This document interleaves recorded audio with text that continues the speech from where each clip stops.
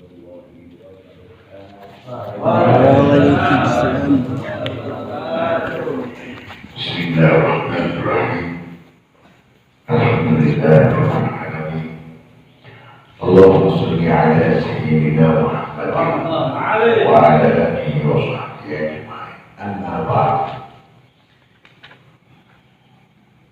Alhamdulillah ibu santun jiwa sekali harus mustaqim maqala 276 sampai maqala 280. Mungkin membuat disampaikan mustaqim menikah akan menambah keyakinan kita kepada Allah dan menambah kefahaman kita tentang maqalah Syekh Ibnu Athaillah dan bermanfaat di dunia wal akhirah.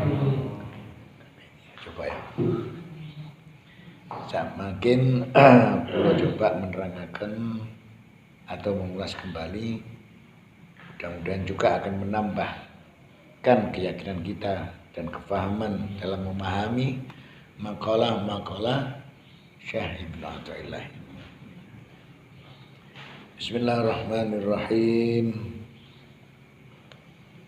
Wa qala radhiyallahu anhu mimma kataba bihi li ba'di ikhwanihi amma ya'budu fa innal bidayatil majlatun nihayah wa inna man kana billahi bidayatuhu kanat ilaihi nihayatuhu. Berkata Syekh Ibnu Athaillah dalam surat yang ditulis untuk kawan-kawannya, amma ba'du, kata Syekh Ibnu Athaillah, sesungguhnya bidayah atau permulaan itu bagaikan cermin yang memperlihatkan nihayah, puncak akhirnya. Dan siapa yang sejak semula bidayahnya selalu bersandar kepada Allah, maka pasti akhirnya atau nihayahnya akan sampai kepada Allah Subhanahu wa ta'ala. Niki makalah 276 Syekh Ibnu Athaillah menika mengirim surat. Istilah ini itu ya kados wasiat atau wejangan dateng murid-muride. Tapi dek mriki disebutaken kanca-kancoe. Niku nuduhaken saking tawaduke namine Syekh Ibnu Athaillah. Tawaduke nemen. Padahal muride kali celuk murid diceluk kanca. Aku kirim surat nang kancaku. Aku nggawe wasiat nang kancaku. Padahal iku murid. Terus Syekh Ibnu Athaillah sapa sing permulaane apik dalam arti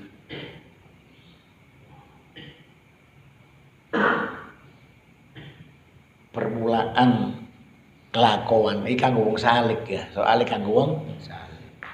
Sampe dadi wong salik iku awal perjalanan sampean iku ibarati kaca. Lek kaca iku mang apik bener bakal dudukno akhire ku bener. Kaca sing kaya apa kaca iku? Maksude kaca iku lek awakmu perjalanan pertama itu bertawakal kepada Allah, moko akhire bakal tutuk nang Gusti Allah. Perjalanan pertama iku kaya dene kaca. Maksude kaca iku perjalanan yang apabila diawali dengan ketawakalan kepada Allah, pasti akhirnya ku tutup. Maksudnya ngeten, saiki kula sampeyan kocaan. Aku biyen mlaku dadi wong salik iki, berangkat aku tawakal apa enggak? Lek gak tawakal berarti gak tutup. Tapi lek berangkat kula sampeyan iki tawakal lillahi taala krana Gusti Allah, bakal tutup nang Gusti. Paham nggih? Napa kok ngoten awal perjalanan seorang salik itu memang harus tawakal. Lek tawakal pasti tutuk dari Syekh Ibnu Athaillah. Akhirnya pasti tutuk nang Gusti Allah. Lah sebelum kita meneruskan itu kita berdaya dulu, kita pecah dulu. Napa tawakal itu? Napa tawakal? Bergantung kepada Allah atau berserah diri kepada Allah. Lah nanti kalau jelaskan lek tawakal iku bergantung berserah diri kepada Allah, pasrah. Iku gak mungkin lek gak wong iki ngiyakini awake bodho. Gak iso. Lemah. Gak duwe kekuasaan apapun. Merasa tidak memiliki apapun. Lek iki mang gak duweni atine, gak mungkin wong iku bergantung kepada Allah. Gak mungkin wong iku bertawakal kepada Allah. Gak mungkin orang ini berserah diri kepada Allah. Gak mungkin. Nanti kula kayak contoh iku waktu itu kan tentang tawakal kaya dene wong numpak sepeda motor. Sing sepeda motor mogok. Krana wong iki mang iso ngrasa kuat mampu ditandani dhewe.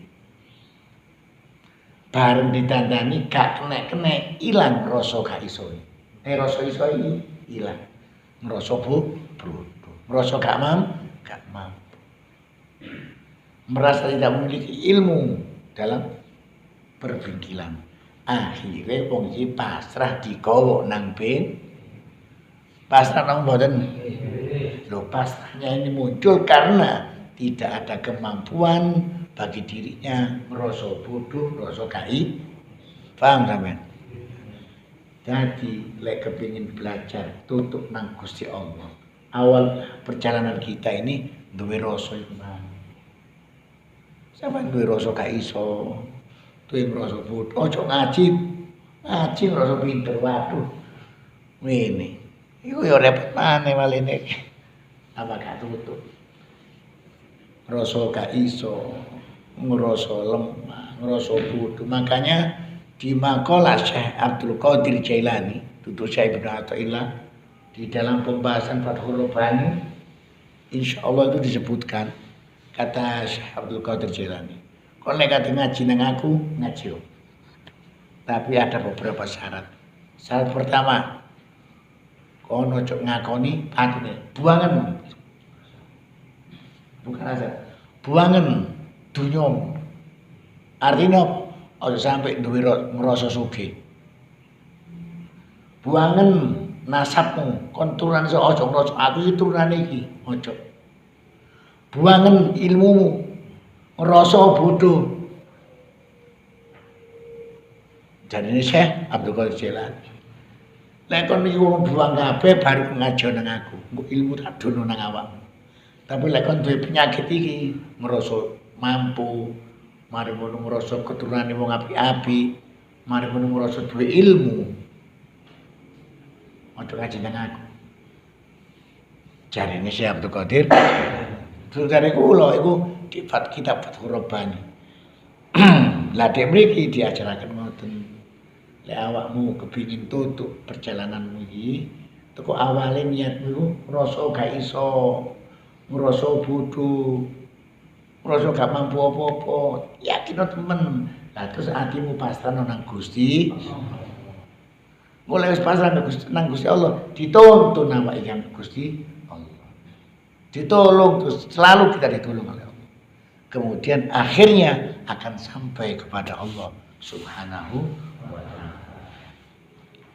Kemudian makalah selanjutnya wal mustaghal bihi walladhi ahbabtahu wasarata ilaihi wal mustaghal anhu wal ma'saru alaihi. Dan yang harus dikerjakan ialah amal ibadah yang kau sukai serta cekatan dalam melakukan untuk takarrub kepada Allah. Sedang yang harus diabaikan ialah hawa nafsu dan urusan dunia, dan yang akan lenyap yang sering-sering mempengaruhi diri. Makalah 277. Lek sampean wis berangkati mang teko tawakal, cek nang tutuk nang Gusti Allah. Tapi wong ku kadang sik ana nggawa males. Ya, sik nggawa asar-asen bahkan alasan katene ibadah nang Gusti Allah. Moko jarine Syekh Ibnu Athaillah, lakonono ibadah sunnah. Itu harus jelas. Ibadah sunnah itu ibadah wajib. Lah ibadah wajib awakmu seneng gak seneng harus sampean sumpek gak sumpek harus dilakoni. Sampean waras loro harus wajib nglakoni. Niku lek ibadah salat. Lek liyane salat iso dimakfu. Gak kuat poso, boleh loro, oleh gak poso iso dikoto. Lek sembahyang gak iso.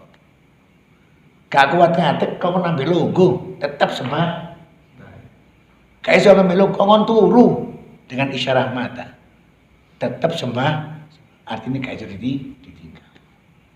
Yang dimaksud di sini, pilihlah amalan yang engkau sukai.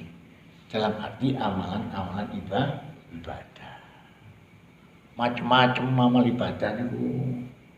Ono wiritan sunnah. Ono poso sunnah ono. Sembahyang sunnah oh. Sampeyan kate nglakoni barang sing gak sampeyan senengi. Kira-kira semangat to mboten? Yo gak semangat. Misale sing males poso, sing gak seneng poso, gak betalu, gak seneng. Mangkono pada puasa sunnah, mangkono diperintahkan lakonan semang sunnah, puasa sunnah. Males apa kan? Males. Kecuali sing disenengi. Lah saiki senengane sampean apa amal-amal ibadah yang sunnah? Wah, aku seneng sembahyang koyo misalnya Habib Ahmad Ye senengane sembah sunnah. Benang omainan dia sembah sunnah tok. Lho karena kesukaan sunnah. Enak, lakonane gak semangat gak males. Soalnya seneng. Tapi modele wongku engko seneng sembah sunnah, kok gak suka wiritan. Ono sing seneng poso sunnah, ono sing gak sembayang, gak sembang sunnah, gak seneng macam-macam. Sing seneng iku lakonono. Terus Syekh Ibnu Athaillah. Karena itu akan mempercepat untuk sampainya kita kepada Allah. Empun sing harus dihindari yang menika masalah hawa nafsu, tentang urusan-urusan dunia yang akan lenyap, yang sering-sering mempengaruhi. Urusan dunia bakal hilang, tapi yang sering mempengaruhi. Dunia niki bakok napa fana?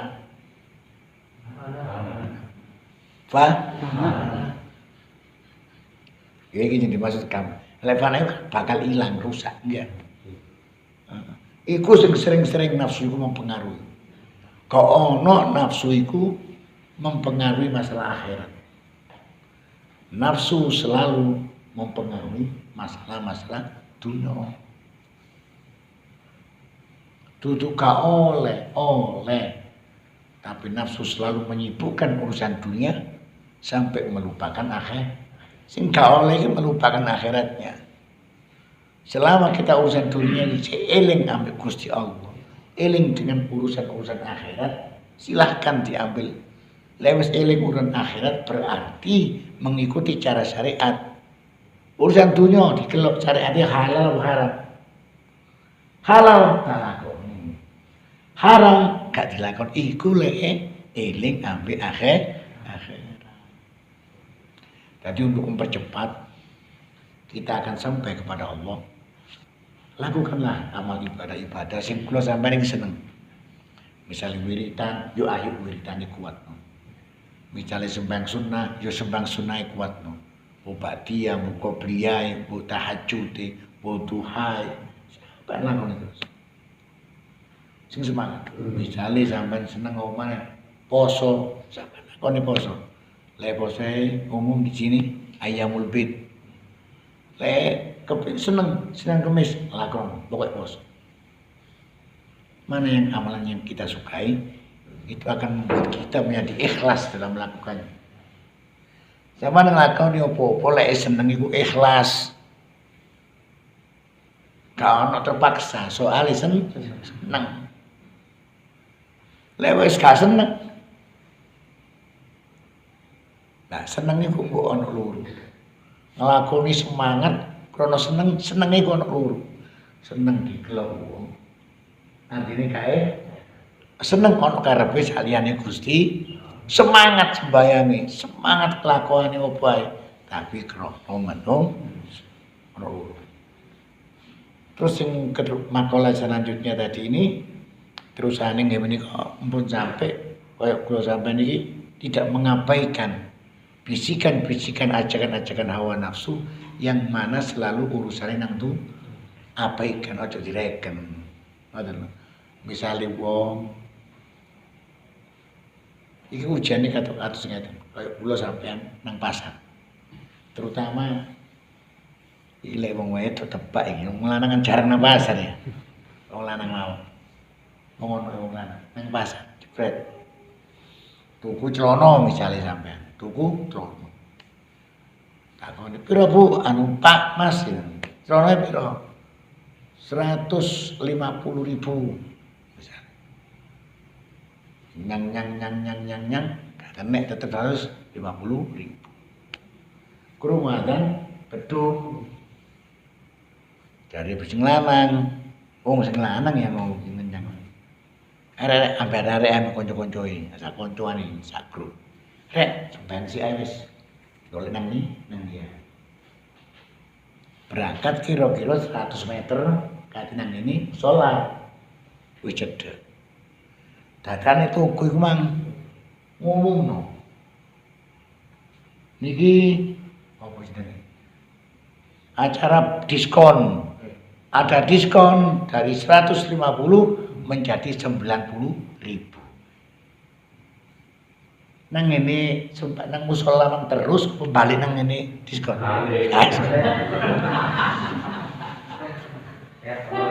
Iki jadi maksud saya Ibnu Athaillah abaikan kuat kira-kira sing kowe. Kowe bayang kowe diskon kok nutup macam-macam. Ujian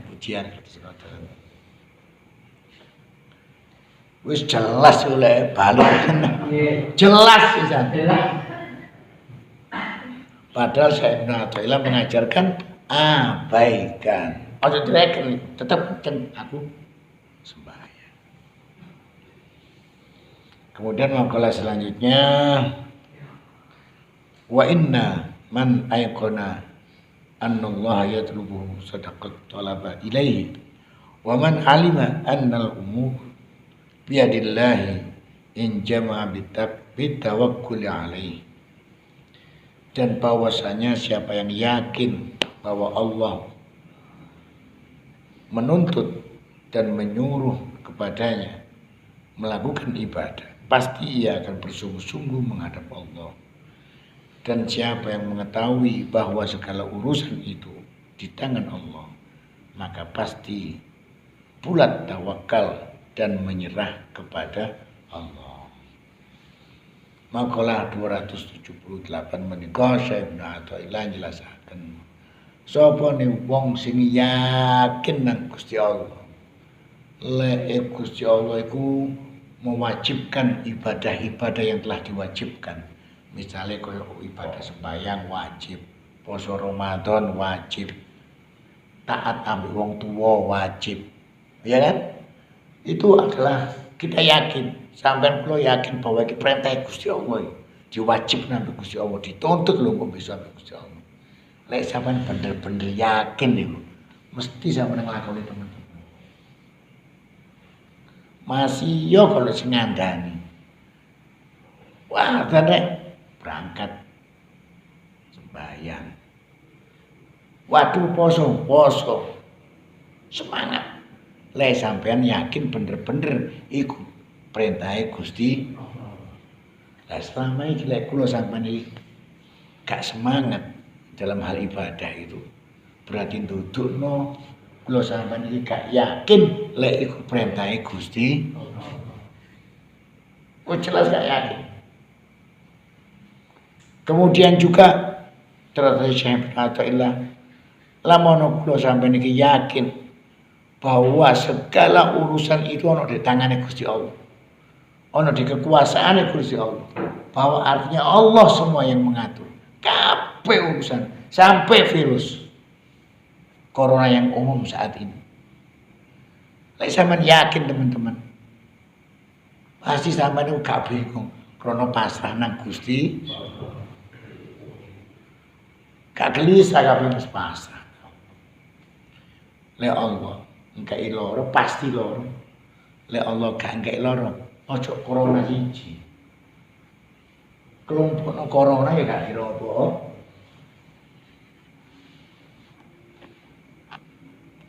Ma asoba min musibatin fil ardi wala fi anfusikum illa fi kitab. Tidak akan terjadi satu musibah, ujian nang kula nang sampeyan terjadi. Kecuali wis ditetepno ambek Gusti Allah ana di kitab Gusti. Ora apa bingung. Kaya ruruo. Lek bingung kaya ruruo. Aku dicatet dino iki nek corona, kaya ruruo. Ruwet ketepane Gusti Allah. Ora apa gopo. Mangkane lek kula sampean yakin bahwa segala urusan di dunia dan di akhirat, dunia dan akhirat iku urusane sing ngurus kabeh Gusti Allah, sing ngatur Gusti Allah. Pasti kula sampean iku tawakal.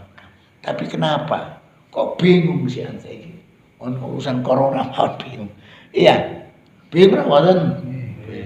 Wong aku pijit banget semuni vaksin macam-macam. Yang pas corona. Ya aku dudukno lek kula sampean iki sik kurang yakin bahwa Allah ini yang mengatur segala-galanya. Nah, sedangkan sifat pengaturan ini adalah sifat Allah yang disebut rububiyah, sifat Tuhan. Sing jenenge pangeran iku ya sing ngatur alam semesta. Lek jare gawe iso ngatur alam semesta iku dudu pangeran. Makanya sifatnya pangeran itu sifat disebut sifat rububiyah yang mana istilahnya mengatur, yang maha mengatur. Apa sih nggak diatur sampai Allah alam semesta? Sehingga diatur apa? Kau semua diatur oleh Allah. Sampai temekan tengung. Bahkan virus itu sendiri Allah Subhanahu wa taala yang mengatur. Saya kisah apa yang nyiptakan virus? Sing ngobano virus apa? Tapi apa ketika mendapatkan ujian ini kita lupa akan keyakinan ini. Le Allah itu sih. Kuweli sam. Sekarang ya enggak apa-apa. Itu secara keyakinan kita enggak bergantung pada masker. Kita enggak bergantung pada vaksin. Semua tidak akan bisa menyelamatkan kita dari ketetapan Allah yang menjalankan virus itu sendiri. Sing lakon virus Allah. Krono kula sampeyan iki mang kurang yakin lek sing lakon virus iki Allah lali. Keyakinan niku koyo pedhot. Modalnya koyo terputus dengan adanya ketakutan yang akhirnya muncul. Apa sampean yakin? Insya Allah tidak ada ketakutan. Nah, secara syariatnya kita tetap berusaha. Kokon gaya jenenge masker sama kan. itu bukan berarti menghilangkan atau menyelamatkan kita daripada menghindar daripada ketetapan Allah. Kais wae sing maskeran, wae sing kena suntik vaksin, yo sing kena. Iya apa enggak? Yo ono sing gak maskeran, sing gak vaksinan, sing gak kena. Aja diukurake kae lho.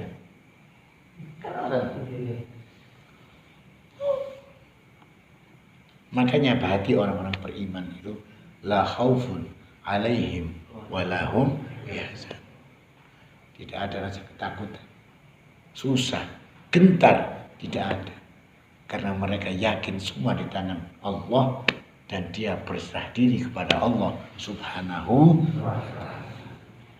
Kemudian makalah 279. Wa innahu la budda li bina'i hadzal wujud an tanhadima da'iman da'aimu wa an tuslaba qaraimu. Dan bahwasanya bangunan alam ini pasti rusak, binasa sendi-sendinya dan lenyap semua kesenangan barang-barang berharga. Makalah niki Syekh Ibnu Athaillah menyinggung masalah dengan dunia, memberitahukan kepada murid-muridnya atau para saliknya bahwasanya dunia ini bakal rusak, rusak. Bahkan sing anyar koyo ngene setahun 2 tahun tadi kok pasti rusak. Masio oma gedong semene dibeki. Zaman lo untuk gedung-gedung pasti elek rusak. Bahkan sampai perhiasan emas semua tidak akan berharga sama sekali. Ketika apa? Kayak tsunami mana? Sama seperti tsunami ya. Sopo sing ngati ngurusi emas? Sopo sing ngati ngurusi berlian? Emas yo 1 kilo berlian masih mungkin 1 ton. Ketok tsunami ditinggal apa gak kira-kira? Rusak ikulah dunia. Kesenangan sak perhiasannya rusak kabeh. Kalau disebutkan dengan sendi-sendinya bahwa dunia ini akan hancur kiamat. Wong tsunami wis ditinggal kabeh. Omane kiamat. Wis gak ngurusi sampean, wong ngajur kabeh. Si tsunami to emas ono 1 ton, berlian 1 kilo. Ono ngarepe moto, ono tsunami ditinggal. Kalau di sini menyebutkan dengan sendi-sendinya akan rusak dan binasa dan lenyap semua kesenangan dan barang berharganya. Itu berarti lele kiamat hancur sudah maksudnya. Gak ada tinggal mana yang tsunami yang melayu. Sampai dari tas tuku motor Alphard. Sing tahun 2021. Umur kan biru. Manu atau 2 motor limusin. Sing regane kan M karo. Sampai loro mau omah. Waduh. Wah enggak folis. Ono karus dilapi. Karus dielap. Kayak wong gelok ya. Mari ono tsunami. Sampai tumpah ya orang meninggal. Ya ikut ini. Iku sik tsunami. Gempa acun, langit acun. Sik wis gak ngurus blas, kesenangannya akan hilang, perhiasan keindahan-keindahannya pun akan lenyap semua gitu. Iku didudukno. Maksudnya apa sih menurutlah? Ojo nemen-nemen mencintai nang dunia. Apalagi sekarang dicontohkan dengan adanya corona. Sing mati bobot ngono. Duduk di kampung ki sampean tok atau desa sampe mriki padha mau. Mbangil padha mau. Bendino papat 5 10 papat 5 sekok bendino. Nah, artinya apa? Mengingatkan kita.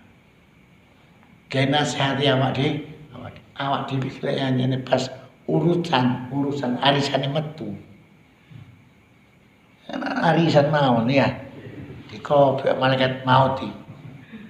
Wayahe sapa? Nah, makanya di sini sesungguhnya dibuat peringatan untuk kita bahwa mati sewaktu-waktu. Saya tidak telok sing kena corona kalian tuwek, sing nom-nom gak baca.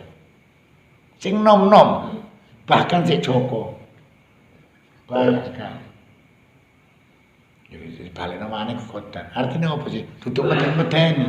Maksud kula, ayo kayak kesempatan beribadah kepada dadi kena mati sangun iki rada ketel iki rek. Iya. Soale lumayan rada adoh. Berarti nang Jakarta mulai wingi nani santai-santai. Ngoduk piro? Wis mulai. Wah. Aduh. Nah, saiki bowong budal nang Jakarta. Wayahe moro-moro budal celuk, hilot. Budal wayahmu. Kasih ya, mau disebut sorong gak terima. Jadi dibuat satu peringatan agar supaya kita lebih banyak beramal ibadah dan beramal soleh, meningkatkan ketakwaan kita kepada Allah Subhanahu Wa Taala. Sangu dia lumayan. Kemudian makalah yang terakhir, falakilu man kana bima huwa afrahu minhu bima huwa yafna qad asyraka nuruhu wa dhaharat tabashiru. Maka orang-orang yang sempurna akalnya ialah yang lebih suka gemar pada yang kekal daripada yang rusak lenyap, karena telah terang nur hatinya dan tampak mudah tanpa tanda-tanda bukti nur itu pada seri mukanya. Jadi makalah yang terakhir ini terus Syekh Athaillah, kalau memang akal ini sempurna, balik mana soalnya itu bahasannya rada dukur. Sama nggak juara akal tok bingung. Mosok sampe nyakali kabeh kalau yang sempurna. Kabeh sempur, sadar ini ya. Nah, yang dimaksud dengan makalah ini kembali kepada keterangan saya bahwa akal itu adalah pandangan hati. Kalau sudah menyebutkan pandangan hati, yang dimaksud di sini adalah pandangan keyakinan kita. Le akale ge mikir tentang iman. Kalau kalian kadang kita, akal kita ini yang dikatakan sempurna, itu apabila bisa fokus, sering digunakan dan dikhususkan digunakan untuk mikir akhirat. Tapi ternyata kita nggak sempurna, karena pikiran kita sedikit untuk mikir akhirat, sing akeh mikir kira-kira sempurna apa mboten? Gila dalam pandangan. Moga wong sing sempurna akal terus Syekh Ibnu Athaillah ini menika dia selalu memikirkan tentang kehidupan yang kekal, kehidupan akhir. Soalnya kalau ono hidup kekal itu lek ono akhir. Sing sementara itu lah pandangan akal ini, pandangan hati ini yakni akal, berarti hati yang ada hati lek ono imane pandangane itu tuh sing kekal. Pasti pandangannya nang Tadi pikiran kula sampeyan iki harus menyesuaikan pikiran iki sak temene gambaran hati. Pikiran gambaran hati. Iku tapi sing gak iso digelok. Sing iso digelok wong apa? Mata adalah jendela hati. Beda. Mata jendela hati, pikiran pandangan